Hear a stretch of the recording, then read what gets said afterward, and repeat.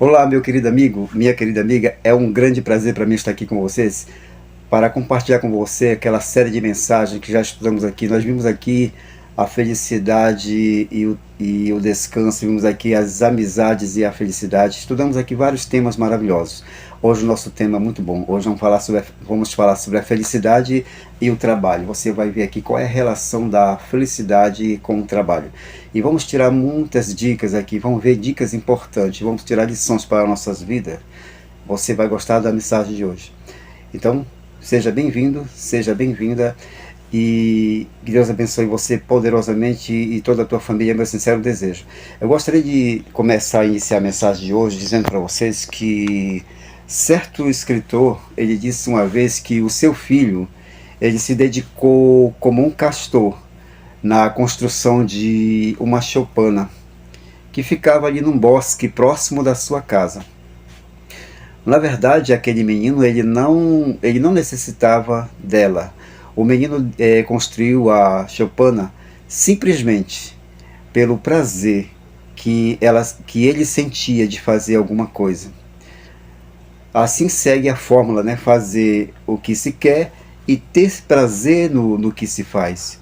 Este é o ideal da felicidade. Uma fórmula na qual muitos homens e também mulheres têm experimentado. O escritor ele fala que aquele menino, ele diz que os olhos daquele menino se abriram e o menino descobriu o grande significado e a importância do trabalho. Certa vez esse escritor ele construiu um paredão de pedra para impedir a ação das águas da chuva que desciam do terreno em declive e entravam pelo quintal. E o paredão devia ter mais ou menos uns 30 metros e a construção com pedras não é nada fácil. Mas o pai daquele menino, esse escritor, decidiu, ele mesmo construiu o paredão e o menino foi ali o seu grande ajudante. O menino ia carregando pedras menores, ele ficava o tempo todo fazendo 1001 perguntas para o seu pai. A maior parte ali do trabalho, as pedras eram pesadas, mas finalmente chegou o dia em que o menino e o seu pai, eles admiraram o trabalho que eles haviam construído. Então o pai do menino descobriu algo muito importante. Ainda que ele se sentisse orgulhoso daquela grande tarefa de 30 metros de paredão, ele lamentava que o trabalho houvesse terminado. O menino e o seu pai se divertiram bastante na construção daquele paredão.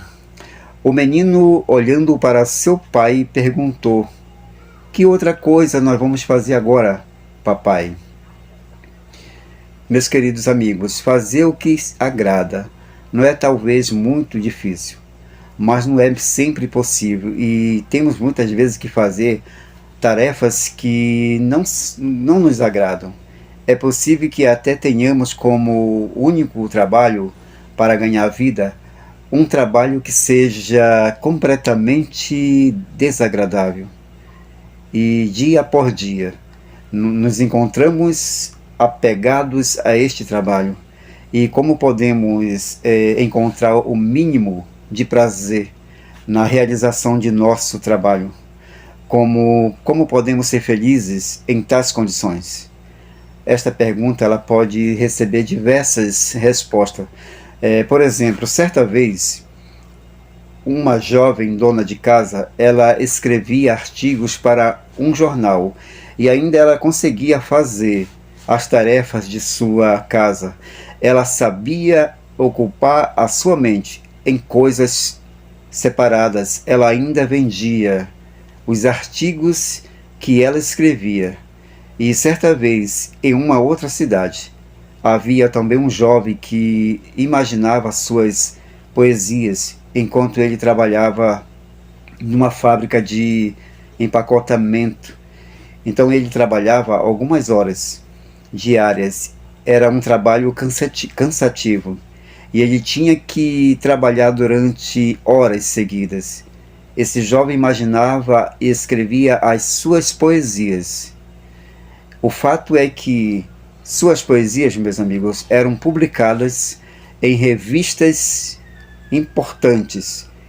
Então, meus queridos, suponhamos, porém, que o trabalho que você tem de fazer não lhe permita que você pense em artigos, nem em poesias, nem sequer permita que você deixe a sua mente voar nas asas da fantasia, nem fazer planos para o futuro.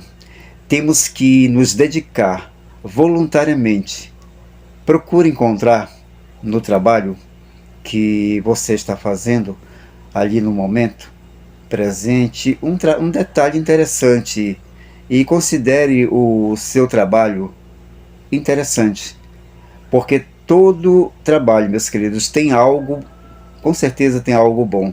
Ele repreenda a sua mente e faça a sua mente voltar à fase do trabalho que escolheu, que você escolheu. Cada vez que a sua mente se encontrar ocupada nos aspectos desagradáveis da vida, faça ela voltar.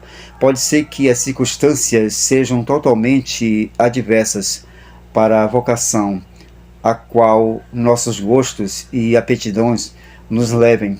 Devemos então desenvolver, meus queridos, a inclinação por outra coisa e aprender a querer esta outra coisa.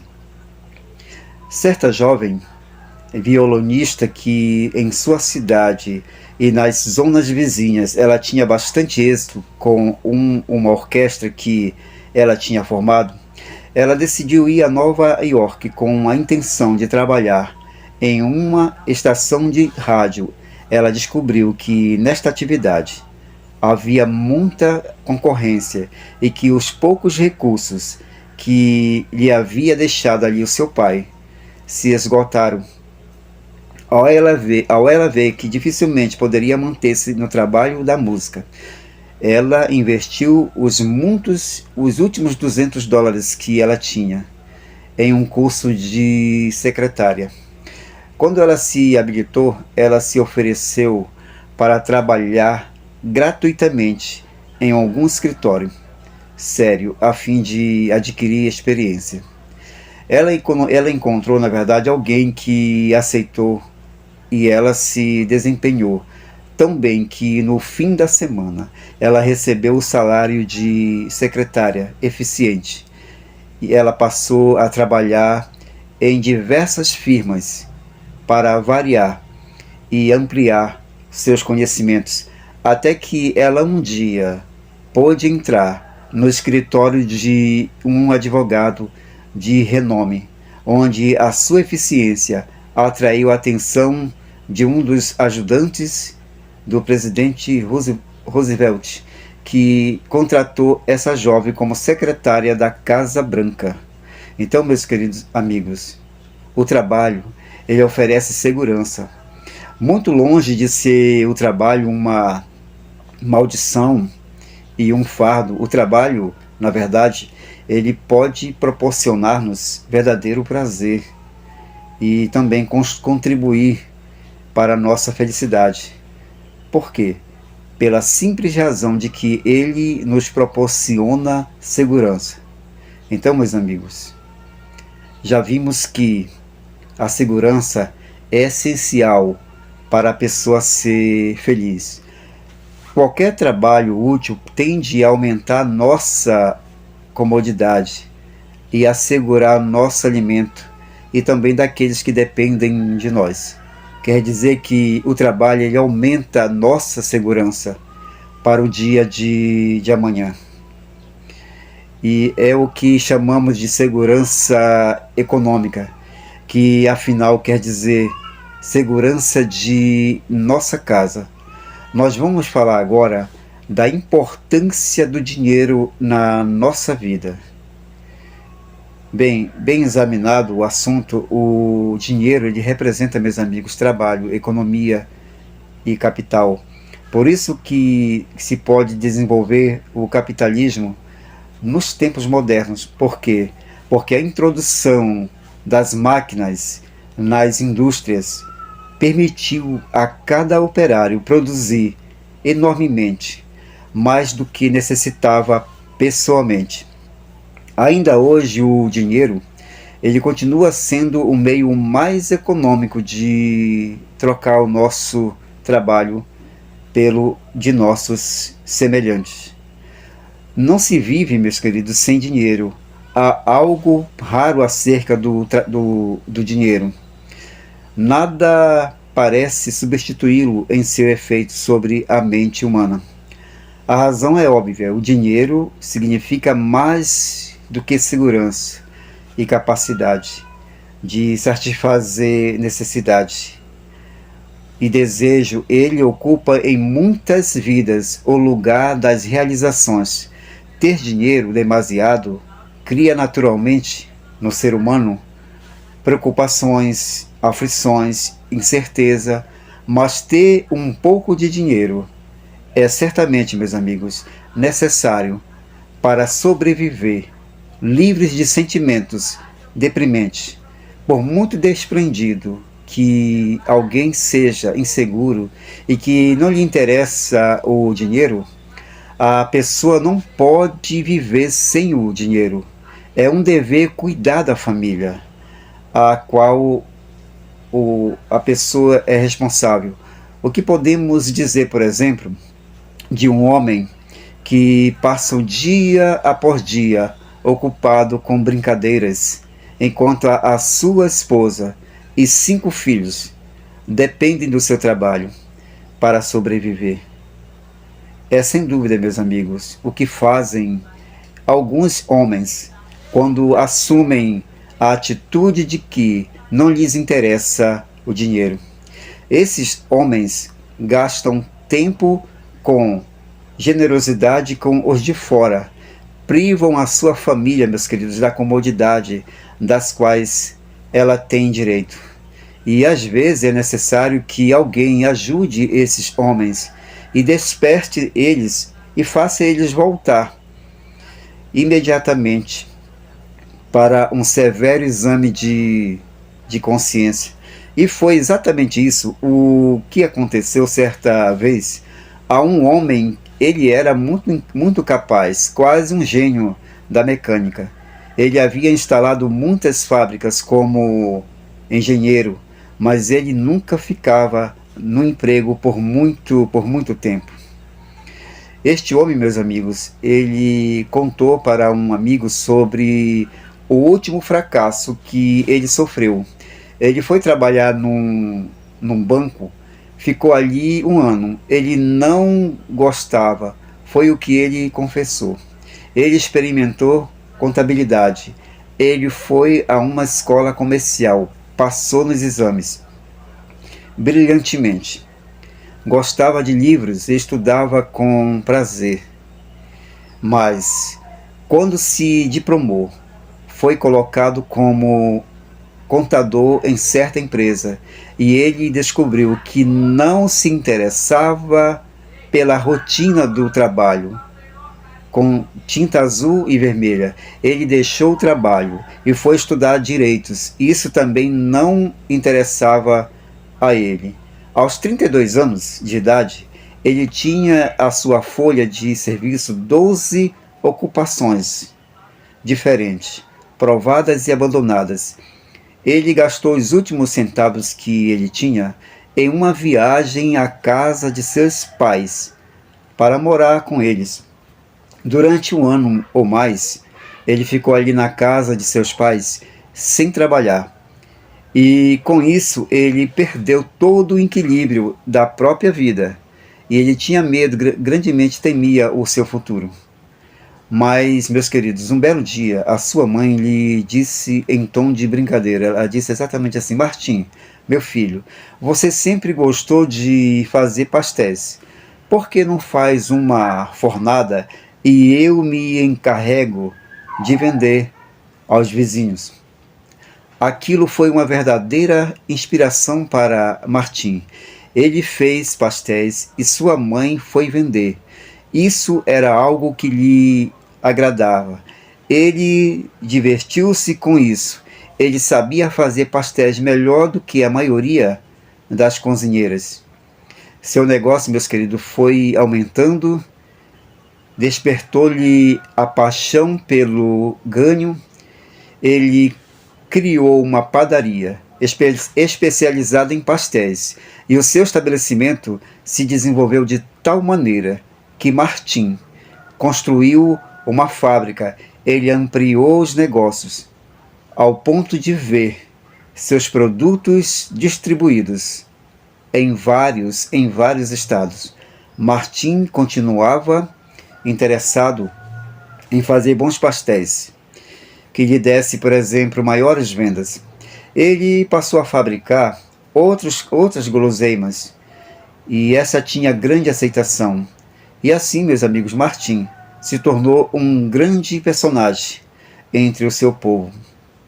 Sem dúvida, ninguém teve perspectiva mais negras do que ele aos 32 anos, quando a sua mãe lhe sugeriu que fizesse pastéis.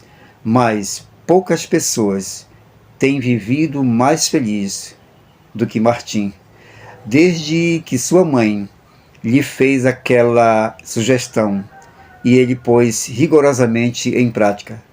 As coisas, às vezes, meus queridos, não são tão bem como o caso de Martim. Então, meus amigos, nem todos os fracassados encontram sua mãe que lhe faça sugestões oportunas. E há ocasiões também que o desespero impulsiona o fracasso e até mesmo leva ao suicídio. E foi exatamente isso que aconteceu com um jovem. Na verdade, foi um suicídio impedido. Este jovem, ele tinha 30 anos, ele estava no alto do arco de uma ponte. Ele se preparava para dar o salto mais fatal. Mas acontece que lá embaixo um policial abriu o caminho entre a multidão, que estava pasma, sabendo que o policial chegaria tarde demais para impedir o desfecho fatídico. Então um homem se aproximou do policial e disse: "Fale para o jovem, diga-lhe que você vai disparar um tiro se ele não descer." Na verdade, aquela ameaça ela surtiu um grande efeito. Então um jovem, Jim Kelly, ele desceu da ponte e contou a sua história. Ele era simplesmente um desenhista de engenharia que aborrecia o seu trabalho e quase se enlouquecia com a sua rotina. Ele queria escapar dela e dar expressão às suas energias entre seus semelhantes, mas ele não sabia como fazer isso. A circunstância de sua vida não lhe permitiu. Ele tinha sua mãe para sustentar e a sua noiva, que esperava para se casar com ele já fazia 3 anos. Ela aguardava o momento feliz de ser levada ao altar. A sua mãe e a sua noiva pediam que ele trabalhasse firmemente para progredir na vida, mas ele já não podia mais. Por sorte para o jovem Jim Kelly, havia chegado a oportunidade.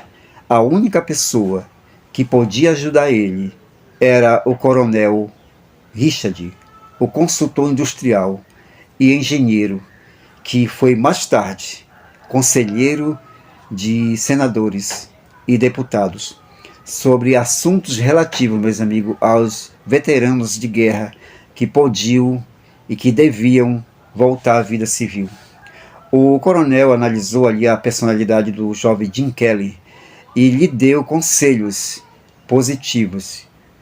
Meus amigos, há muitos extrovertidos como ele, cheios de imaginação, conhecimento dos desenhos, e o que ele podia fazer era dedicar-se à arte de vender. Jim Kelly pediu aos seus superiores e esses permitiram que ele tentasse iniciando com um aparelho que ele mesmo desenhou. O jovem Jim Kelly ele teve êxito desde o começo. A metade dos negócios daquela empresa girava em torno de venda. Desde o produto do jovem Jim Kelly, ele se tornou um dos vice-presidentes, capaz de trabalhar com rapidez e exatidão em um ambiente, meus amigos, tão tranquilo. O melhor que podemos fazer, na verdade, é cultivar como uma afeição suplementar o trabalho que nos pode manter em forma mais segura, quanto a conseguir o necessário para sustentar a nossa vida. Então, meus amigos, não existe trabalho maçante. Um trabalho é aborrecido somente quando a pessoa quer realizar ele e ele não corresponde a ele. Mas para a pessoa apropriada para aquele trabalho, as horas passam rapidamente. Mas se assim não acontece, é preciso averiguar a causa, porque não só seu patrão, ele pode estar perdendo pela adaptação errada do empregado, mas o próprio empregado não está usando talvez mais que uma fração de seus talentos ou capacidade. Use toda a capacidade que você tem e não mais do que você necessita. Faz alguns anos, o doutor e o psicólogo industrial da Universidade da Pensilvânia, que é a mão direita do Coronel Ares, ele estava selecionando os candidatos para trabalhar no posto da companhia da Estrada de Ferro, na Pensilvânia, juntamente com empregados de alta posição na direção do trânsito. O doutor examinou um capataz noturno que trabalhava no galpão de máquinas. Fazia 10 anos que o homem realizava esse mesmo trabalho com tanta eficiência que ninguém sabia que ele estava ali. Sem dúvida, meus amigos, nos exames ele alcançou de todo o sentido notas tão altas que o seu nome foi indicado. Ele chamou a atenção da administração superior e com isso ele subiu rapidamente de posto. Meus amigos, numa empresa todos se beneficiam, mas neste caso que vamos ver agora, foi preciso trocar o funcionário. Tratava-se de um coordenador de produção de uma grande fábrica de aeroplanos. Enquanto ele desempenhava esse posto, o homem contraiu uma doença gástrica que obrigava ele a ausentar-se do trabalho. As provas demonstraram que era boa a sua compensação mecânica nas relações especiais, quer dizer, sua capacidade de perceber as relações dos objetos no espaço, mas era baixa a sua capacidade de compreensão às ideias abstratas. Ele foi então retirado do posto que ocupava no escritório e ele foi colocado, meus amigos, onde podia usar o máximo de sua habilidade. Assim, sua doença gástrica desapareceu. A fábrica teve um operário feliz e produtivo, pois ele foi colocado em seu verdadeiro lugar. Então, meus amigos, durante ali a Primeira Guerra Mundial, começou a se compreender o valor dos exames dos indivíduos. No exército norte-americano, por exemplo, em todos os recrutas foram aplicados a prova de inteligência baseada nos trabalhos aperfeiçoados. Ensinar certas tarefas somente aos homens que tinham aptidões para isso e o desejo de aprendê-las. A aprendizagem de ofício se realiza em questão de semanas, em vez de meses ou anos. Isso significa muitíssimo para a produção industrial.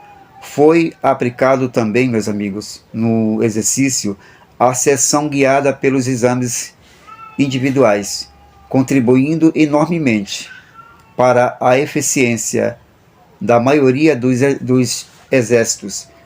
Por exemplo, o critério do sargento que pergunta: vamos ver, recruta, qual de vocês sabe usar um computador?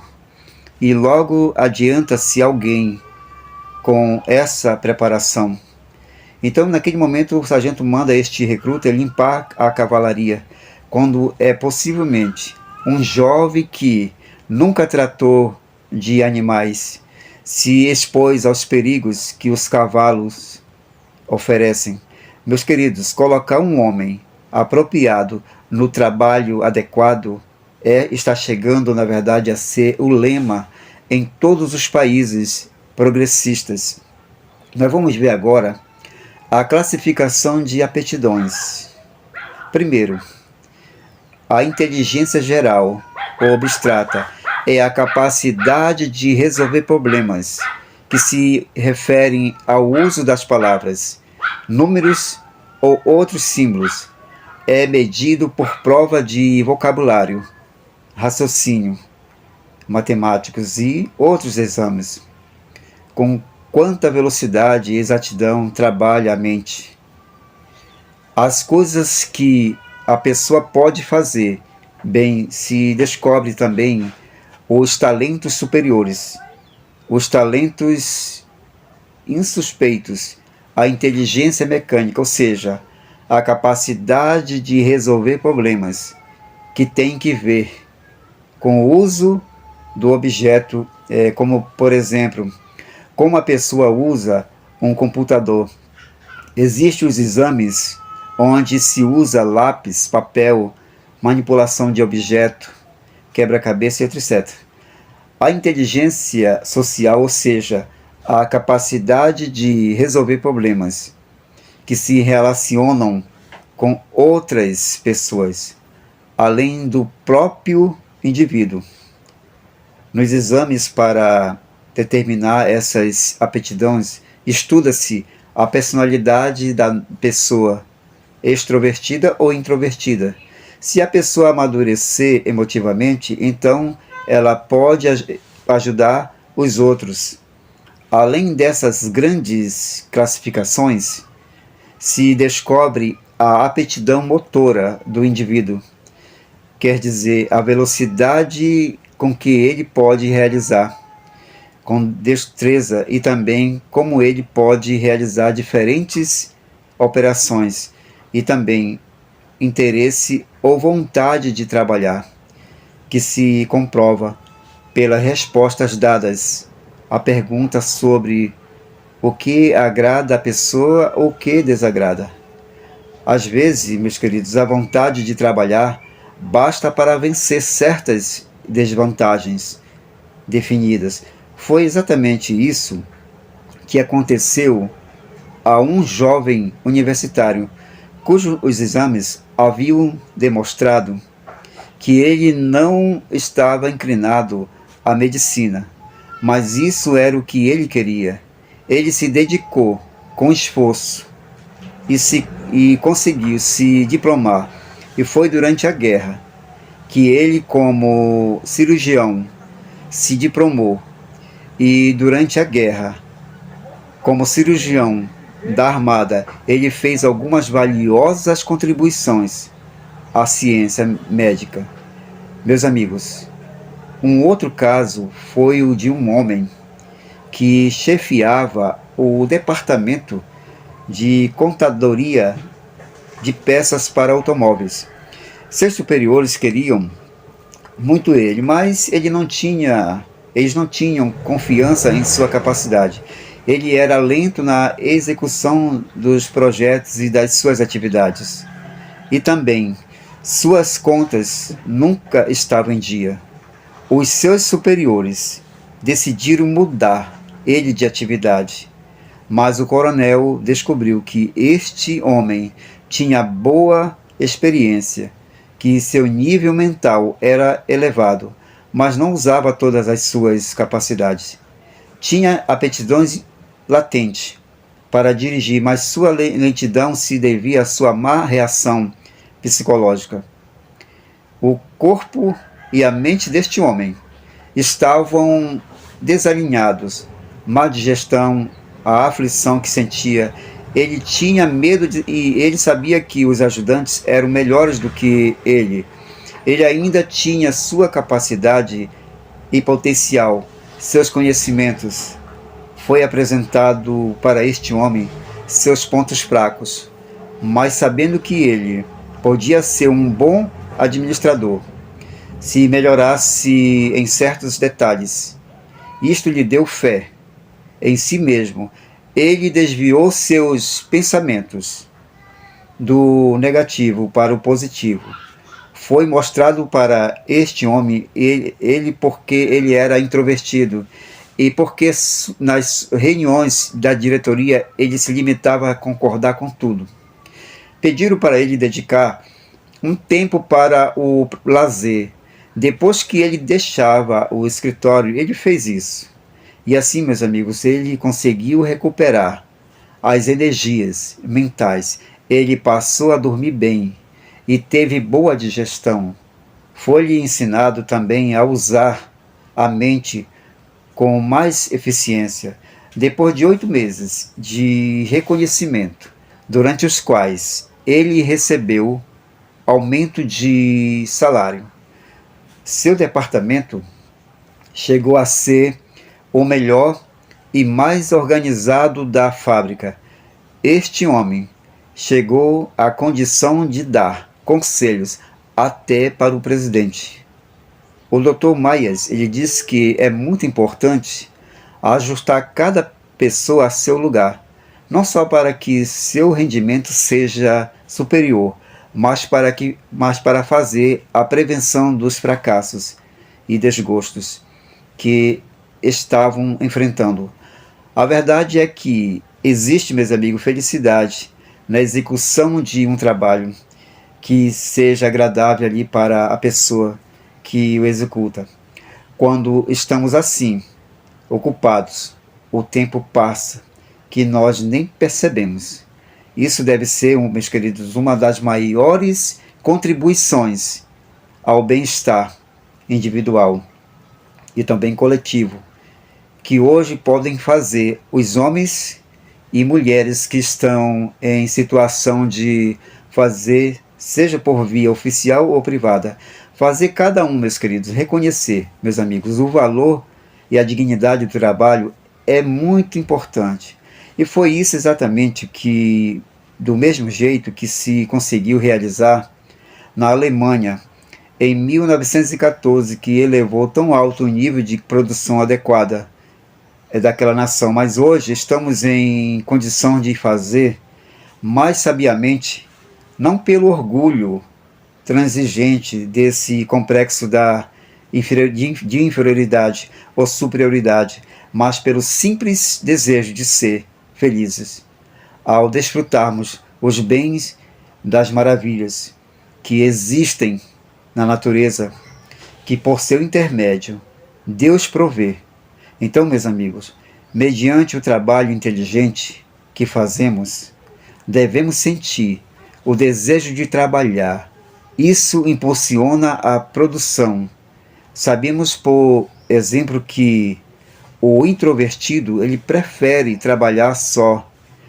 É muito importante ele pensar na capacidade de desempenho de redação, correção matemática, investigação científica. Aquele que pertence ao tipo extrovertidos, é bom para ele também a avaliação, engenharia de produção, administração, atuação nos rádios, na empresa periódica, etc. Mas aos ambivertidos, isto é, aos que têm tendências modernas de introversão e também de extroversão, é muito importante indicar para essas pessoas as profissões de dentista, comércio, biotecário, advogado, médico, editor, professor, mecânico. Não cabe dúvida, meus amigos, de que tudo isso é de grande ajuda para todos nós e para os nossos semelhantes, para que ele encontre felicidade e que possa proporcionar satisfação. E nós aprendemos com tudo isso que o nosso trabalho ele pode proporcionar, meus amigos, a máxima felicidade, a saber, quando nós realizamos o nosso trabalho com o objetivo de favorecer mais as outras pessoas do que a nós mesmos. Esta é a grande missão de nossa vida. Então, meu amigo, vimos aqui, né, a relação da felicidade com o trabalho é muito importante. Estamos vendo como é importante nós termos ali as nossas atividades com sabedoria, né? Colocar a pessoa no seu devido lugar. Muitas das vezes estamos trabalhando naquilo que não gostamos, e é muito importante você fazer aquilo que você se adapta melhor. Meu querido amigo, minha querida amiga, eu desejo nesse momento que você volte este vídeo, que você volte ele para o início, você assista na íntegra, que você possa tirar muitas dicas aqui importantes para a tua vida. É o meu sincero desejo. Que Deus abençoe você poderosamente, grandemente, que Deus conceda muitas bênçãos na tua vida, no teu trabalho, na tua saúde, e Deus conceda muitas bênçãos, saúde e felicidade para você e a tua família, meu sincero desejo. Valeu, meu amigo, minha amiga, um grande abraço, até o nosso próximo vídeo, até o nosso próximo encontro, amém. Fique com Deus, abraços, tchau, tchau.